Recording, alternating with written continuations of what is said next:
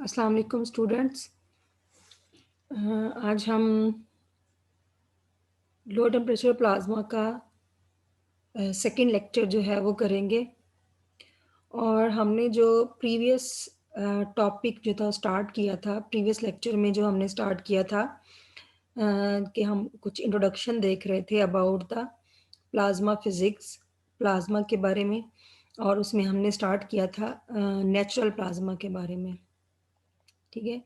कि नेचुरली जो है वो हमने डिस्कस किया था कि प्लाज्मा जो है वो एग्जिस्ट करता है in nature and also we can generate plasma in laboratory. So हम डिस्कस कर रहे थे about the natural sources of the plasma.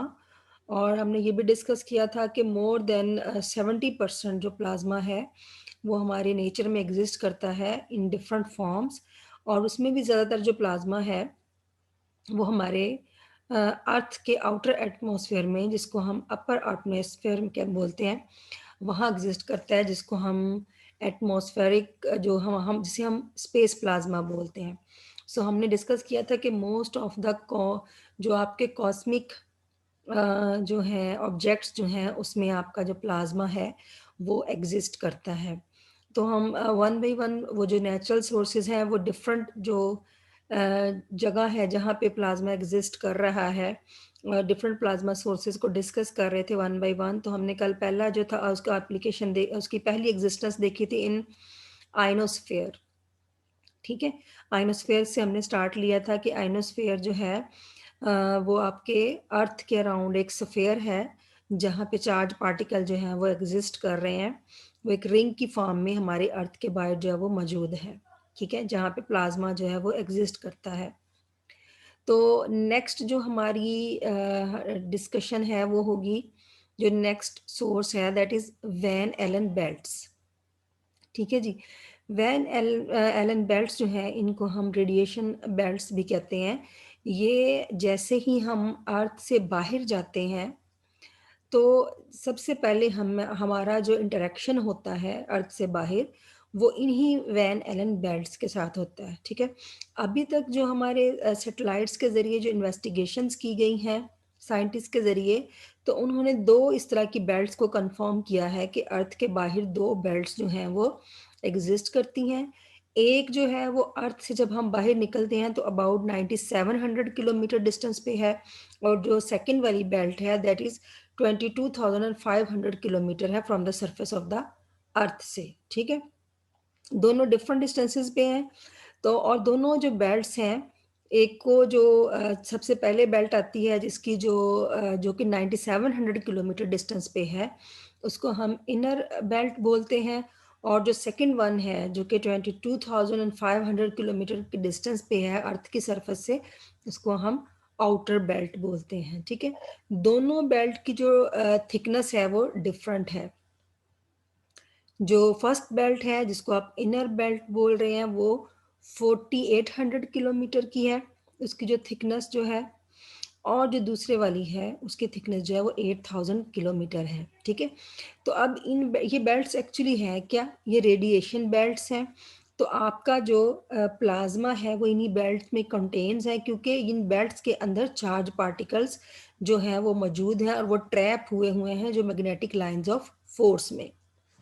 यहाँ पे क्योंकि बुक में जो है वो सिर्फ आपकी थोड़ा-थोड़ा उस टॉपिक्स के बारे में डिस्कस किया है, यानी कि जो डिफरेंट प्लाज़्मा लोकेशंस हैं उनके बारे में थोड़ा-थोड़ा बताया गया है। तो मैंने साथ आपके लिए कुछ जो है वो इमेजेस जो हैं वो भी ओपन कर रखे हैं ताकि आपको साथ-साथ जो है ना वो मैं आपको इमेजेस दिखाऊँ, ठीक है? तो इसमें जो सबसे पहले हम बात कर रहे थे आयनोस्फीयर की। तो ये हमारा आयनोस्फीयर है। अगर ये हमारी अर्थ सरफेस है तो ये इसके अराउंड जो आपका ये एक सर्कल आपको नज़र आ रहा है ब्लू से कलर का, ये आयनोस्फीयर इस तरह से इसको एक रिंग की फॉर्म में कवर किए हुए हैं, ठीक है। इसको आप डिफरेंट तरह से देख सकते हैं। तो कल मैंने जब आयनोस्फीयर को वाइंड अप किया था तो मैंने लास्ट में आपको ये बताया था कि जो आपके आयनोस्फीयर हैं वो कम्युनिकेशन पर्पसेस के लिए हम उनको यूज़ कर सकते हैं, ठीक है। तो आयनोस्फीयर को हम किस तरह से किस वजह से कम्युनिकेशन पर्पसेस के लिए यूज़ कर सकते हैं, उसका मैंने आपको ये बताया था कि आयनोस्फीयर के अंदर जो प्लाज़्मा है, जो चार्ज पार्टिकल है, उनकी एक प्लाज़्मा फ्रीक्वेंसी है। तो आप जिन सिग्नल्स की कम्युनिकेशन के लिए यूज़ कर रहे हैं, अगर उनकी फ्रीक्वेंसी जो है, वो प्लाज़्मा की फ्रीक्वेंसी से लेस है, तो वो रिपेल हो जाएँगे आयनोस्फीयर से के अंदर जो प्लाज़्मा मौजूद है, उससे। तो इस डायग्राम में बड़ा क्लियरली वो शो किया हुआ है। ये आपको लो फ्रीक्वेंसी सिग्नल्स जो हैं वो नज़र आ रहे हैं। तो अब इन ये जो सिग्नल्स हैं, इनकी जो फ्रीक्वेंसी है वो इस आयनोस्फीयर के अंदर मौजूद प्लाज़्मा की फ्रीक्वेंसी से कम है, इसलिए ये यहाँ पे आपको इनको फॉरवर्ड बैक कर देते हैं, जिसकी वजह से ये रिपेल होके तो इस तरह से अपना पाथ चेंज करते हैं, तो इसलिए इनको हम कम्युनिकेशन के तौर पे यूज़ कर सकते हैं, ठीक है? तो ये तो बात हो गई आयनोस्फीयर की। ठीक है? इसके अलावा और भी इसकी आयनोस्फीयर की इस तरह से आपको फ़िगर मिलेगी, आप सर्च आउट करेंगे, तो आयनोस्फीयर के भी आगे डिफरेंट जो है वो इस तरह से रीजन बने हुए हैं, कि कहाँ पे कितनी जो है वो कर रही है एग्ज़िस्ट प्लाज़्मा या आयनाइज़ेशन। तो अभी जो हमने डिस्कस किया है that is about well and जो आपकी वैन एलन बेल्ट्स हैं, ये जो सारी पिक्चर्स हैं, वो आपकी वैन एलन बेल्ट की हैं। डिफरेंट व्यू इसके दिखाए हुए हैं, इस तरह से भी दिखाया गया आपको नज़र आ रही है। अगर मैं ये इसका एक इमेज है जिसमें आपको ये इनर रेडिएशन बेल्ट नज़र आ रही है और ये इसकी आउटर। तो ये जैसे ही आप अर्थ से बाहर निकलते हैं, तो ये आपको इस तरह से आपको इससे इंटरैक्ट करना पड़ता है। तो एक इसका व्यू ये भी है आपके पास और ये इस तरह से इंटरनल व्यू भी दिया गया है इसका। तो ये जो फर्स्ट इनर बेल्ट है, इसके बारे में हम कहते हैं कि जो इसकी थिकनेस है that is 4800 kilometre and that of the outer belt जो है इज़ 8000 किलोमीटर, ठीक है? तो आप देख रहे हैं कि इसकी आपको जो शेप नज़र आ रही है वो ऐसे बिल्कुल ऐसे ये इसके मैग्नेटिक एक्सिस हैं, तो आपको बिल्कुल ये शेप इस तरह से लग रही है जैसे मैग्नेटिक लाइंस ऑफ फोर्स हैं। तो ये इसी वजह से इसकी शेप इस तरह से है कि इनके अंदर जो चार्ज पार्टिकल मौजूद हैं इन बेल्ट्स के अंदर, क्योंकि ये रेडिएशन बेल्ट्स हैं तो इनके अंदर आयोनाइजेशन की वजह से चार्ज पार्टिकल्स हैं और इन चार्ज पार्टिकल्स को मैग्नेटिक लाइंस ऑफ फोर्स ने कह लें कंटेन किया हुआ है या उनको बाउंड किया हुआ है, तो इसलिए उनकी जो शेप आपको नज़र आ रही है वो इस तरह से मैग्नेटिक लाइंस ऑफ फोर्स के तौर पे नज़र आ रही है, ठीक है?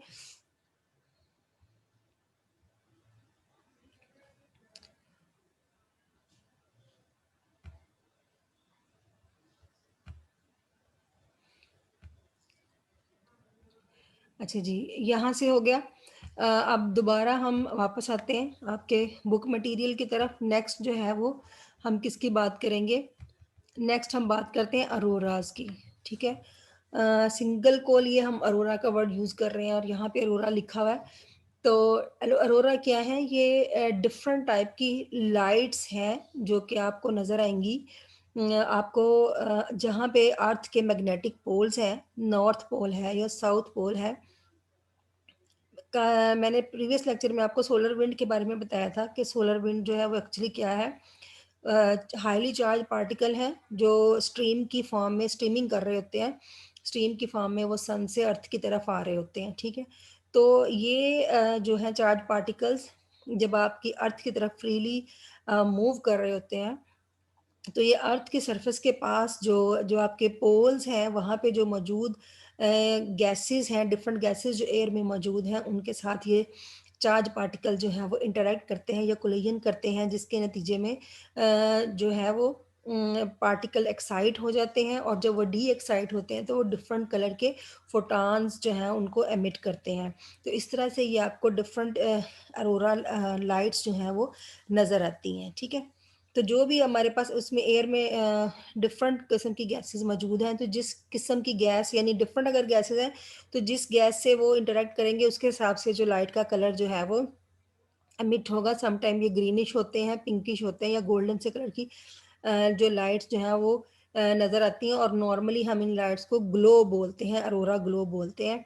और ये पोल्स के हिसाब से यानी कि ये नॉर्थ पोल पे है या साउथ पोल पे है, इनको हम नॉर्दर्न लाइट्स या फिर साउदर्न लाइट्स बोलते हैं, ठीक है? और ये जो है मोस्टली उन कंट्रीज़ में इनको देखा जाता है जो पोल्स के बहुत करीब होते हैं कंट्रीज़, वहाँ पे ये आपको नज़र आता है, ठीक है? तो अभी मैं आपको इनके बारे में भी इनकी भी ही एक इमेज जो है वो दिखाती हूँ।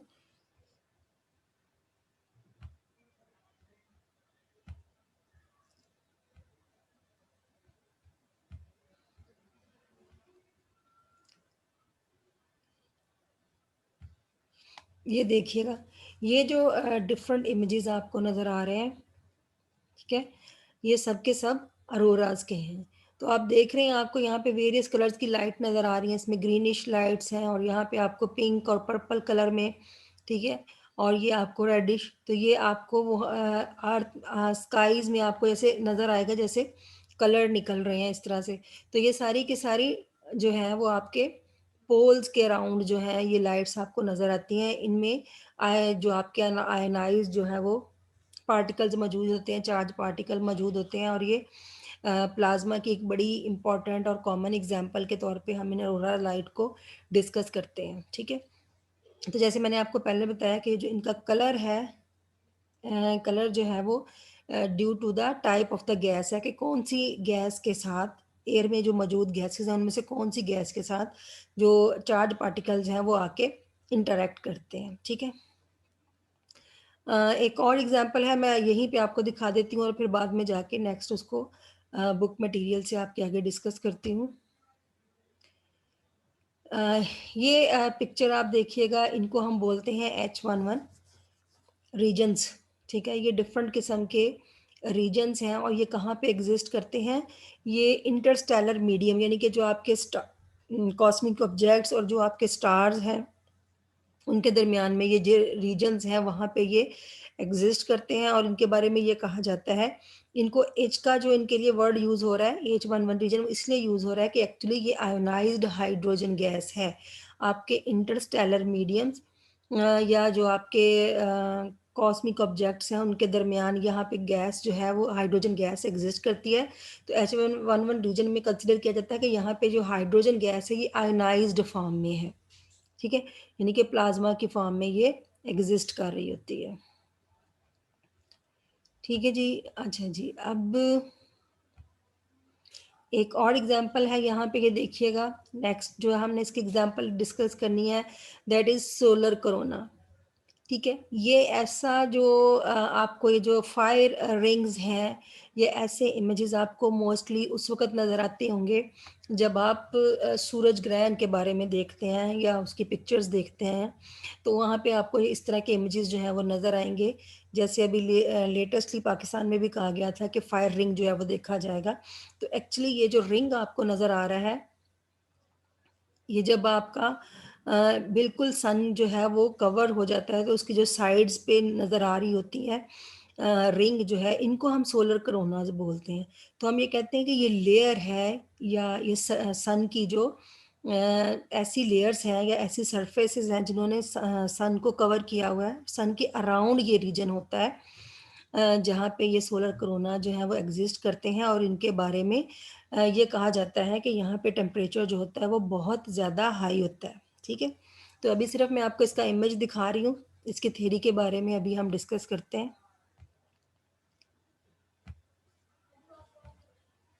जी, अभी आपने अरोरा के बारे में देखा, तो नेक्स्ट जो है वो हमारा क्या है?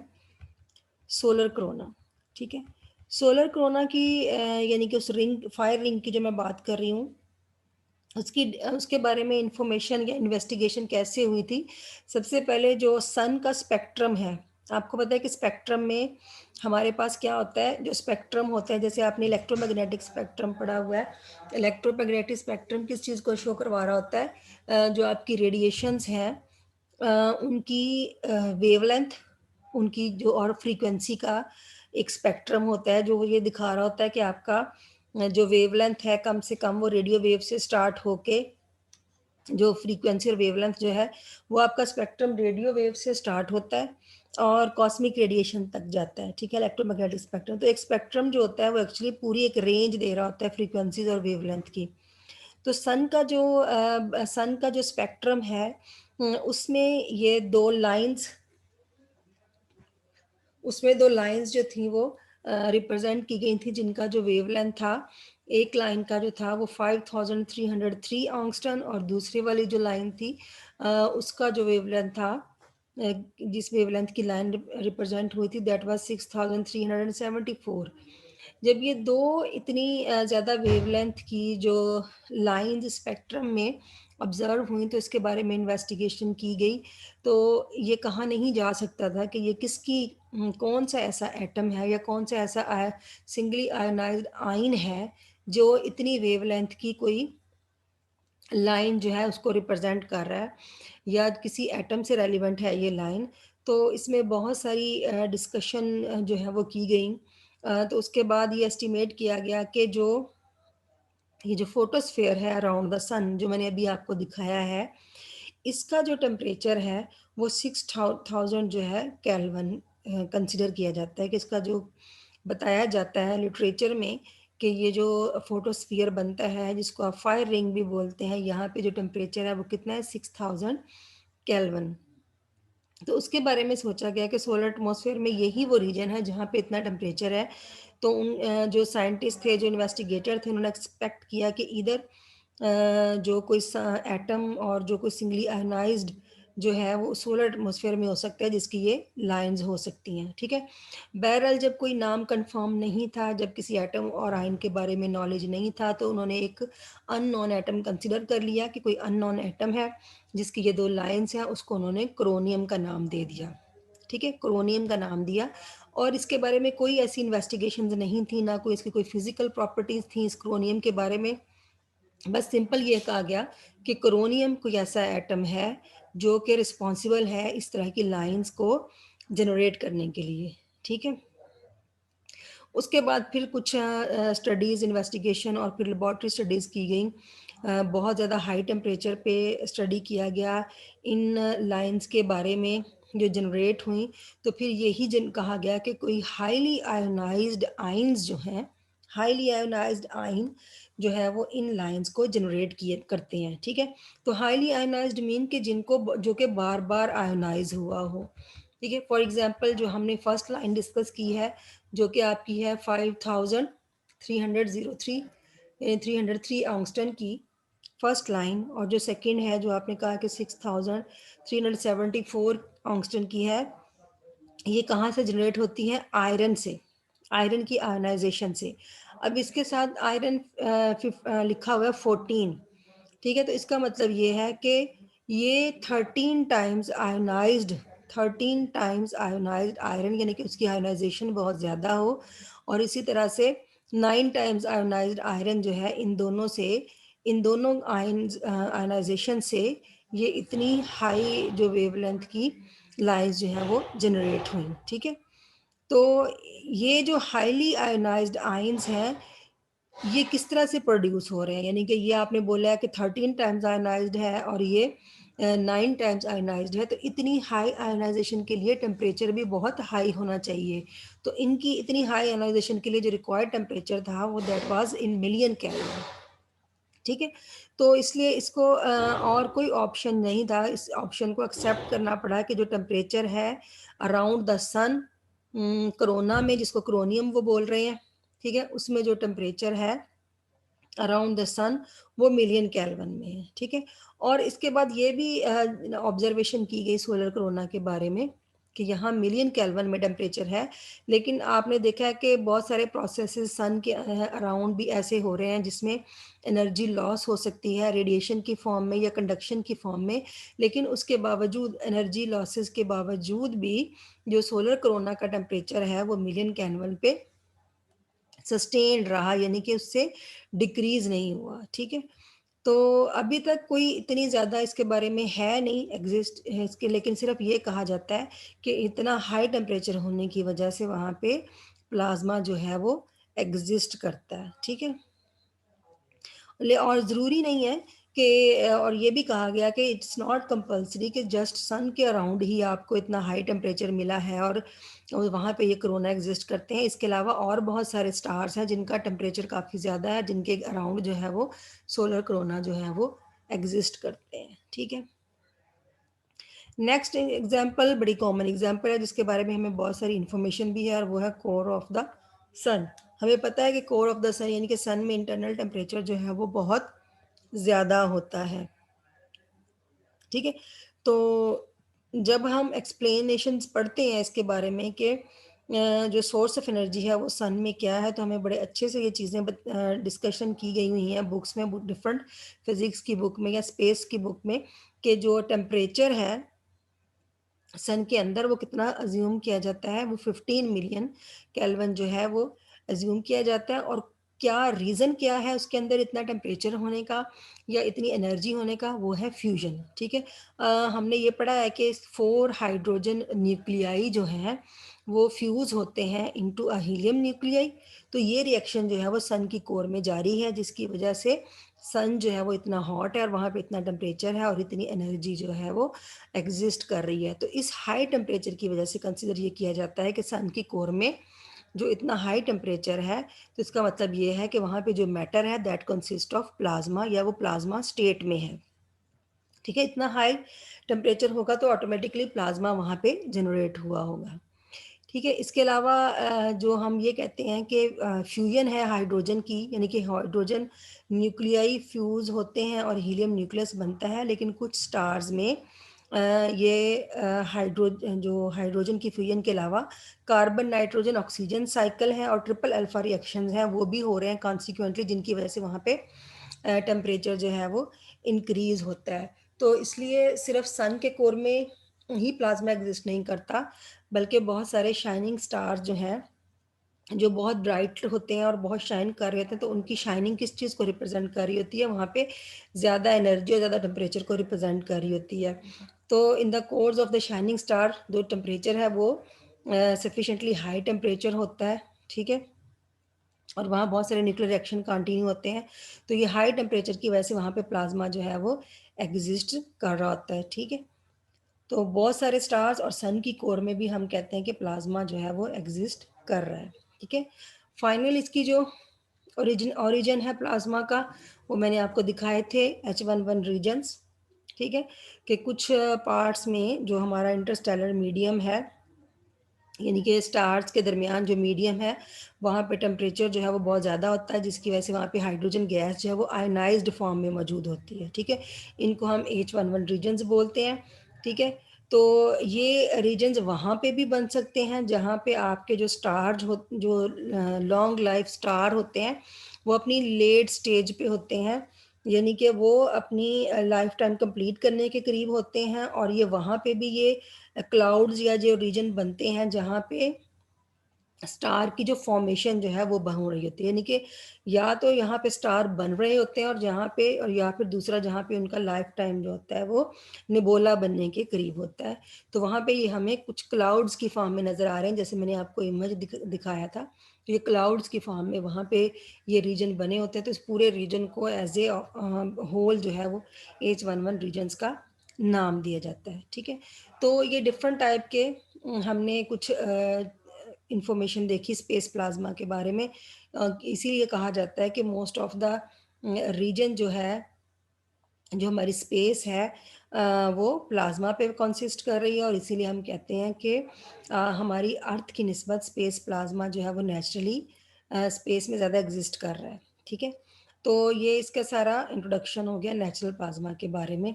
ठीक है, नेक्स्ट हम जो डिस्कस करेंगे अगले लेक्चर में, वो हम कॉन्सेप्ट ऑफ टेम्परेचर क्या है प्लाज्मा में, वो डिस्कस करेंगे। ठीक है, ठीक है क्लास, अल्लाह हाफिज़।